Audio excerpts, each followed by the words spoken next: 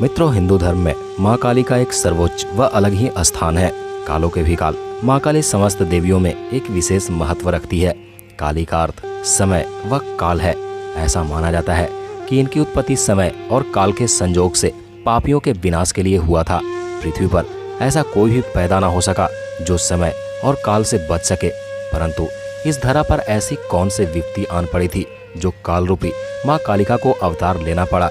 वह इनका अवतार कैसे हुआ, ये सब जानेंगे आज के वीडियो में। लेकिन वीडियो शुरू करने से पहले आपसे निवेदन है कि वीडियो अच्छी लगे तो लाइक करना मत भूलिएगा और कमेंट में अपनी राय भी जरूर दीजिएगा।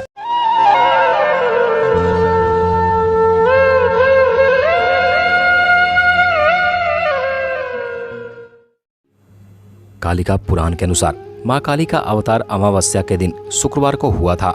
हाथों में खप्पड़, त्रिशूल, तलवार और गले में मुंडमाला धारण किए माँ काली के 4 स्वरूप हैं: दक्षिणा काली, शमशान काली, मातृ काली और महाकाली।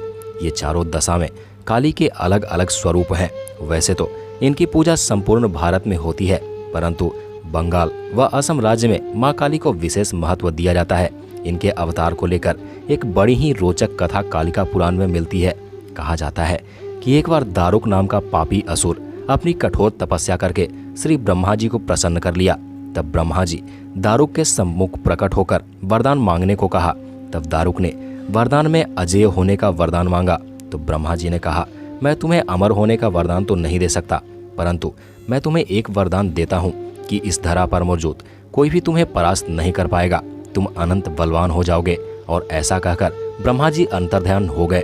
वरदान पाकर दारुक अति प्रसन्न हुआ और धीरे धीरे अपने बल के मद में अत्यंत क्रूर हो गया और देवता ब्राह्मण आदि को परेशान करना शुरू कर दिया। ब्राह्मणों व देवताओं आदि के द्वारा किए गए समस्त धार्मिक अनुष्ठान, हवन, यज्ञ आदि को विध्वंस करने लगा और धीरे धीरे स्वर्गलोक पर आधिपत्य हासिल कर लिया, जिससे सभी देवता विचलित होने लगे और परेशान होकर भगवान विष्णु के शरण में गए।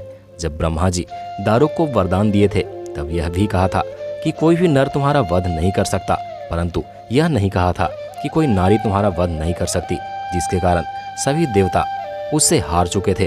अंत में भगवान विष्णु व अन्य देवता सहित भगवान शिव के पास गए।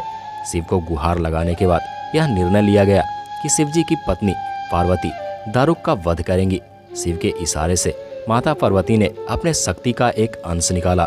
वह शक्ति एक चमकता हुआ तेज रोशनी का पुंज था, जो देखते ही देखते भगवान शिव के नीलकंठ से होते हुए उनके शरीर में प्रवेश कर गया। जिसके बाद भगवान शिव ने अपनी तीसरी आंखें खोली, जिससे तीनों लोग थर थर कांपने लगे, मानो कोई भूचाल सा आ गया हो। शिव के तीसरी आंख खुलने के बाद वह शक्ति रूपी पुंज शिव के तीसरी आंखों द्वारा बाहर आई, जिसे देखकर सारे देवता भयभीत हो गए। उस शक्ति ने एक विशाल और रौद्र रूपी स्त्री का रूप ले लिया, जिनका रंग काले रात्रि के समान काला, लाल लाल आंखें और खून सी जुबान थी।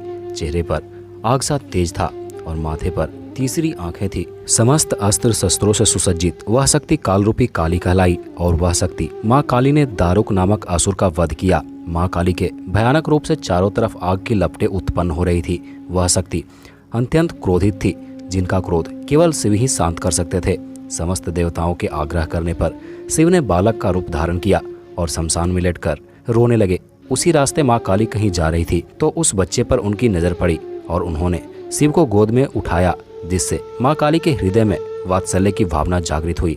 माँ काली ने शिव रूपी छोटे बालक को अपने स्तनों से दूध पिलाया, जिससे शिव जी ने उनके क्रोध को पी लिया और इस प्रकार माँ काली के प्रचंड व भयानक क्रोध को शांत किए।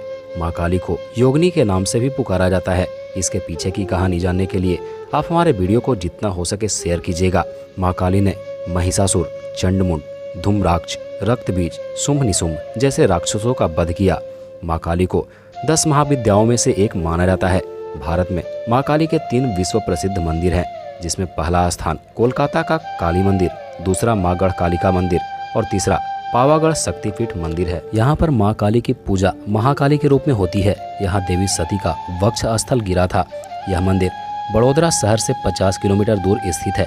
तो मित्रों, ये थे माँ काली के अवतार की कहानी। इसी तरह के और वीडियो के लिए चैनल को सब्सक्राइब करना मत भूलिएगा। मिलते हैं।